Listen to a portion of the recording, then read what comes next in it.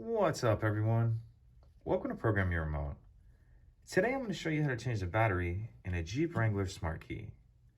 So as you can see, we're looking at a 3-button version here, but it's going to be the same regardless of how many buttons you have. You may also have a remote start button, or yours may not have any buttons on at all. But like I said, it's going to be the same procedure to change the battery no matter how many buttons you do have. So we're going to need our replacement battery. It takes a CR2450 battery. And then we'll also need a flathead screwdriver. So if we flip it over and we're looking at the back, the part that says Jeep on it, and then we look at the bottom, we're gonna see this little notch right here.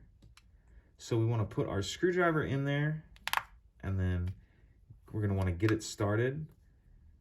And you'll kind of just wanna work your way around, just being careful not to nick the plastic up. But just continue to work your way around.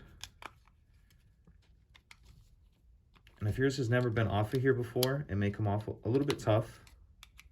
But just take your time, go easy with it so you don't mess up the plastic. And once you get it kind of started all the way around, you can probably just get your fingers on it and then pull the back off like that.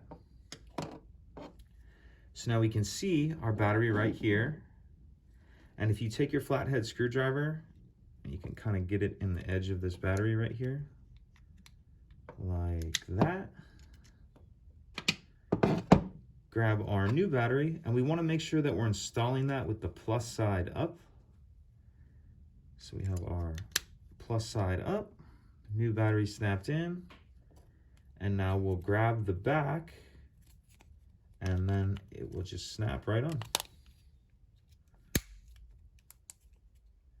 Just like that, and that's it. Pretty simple.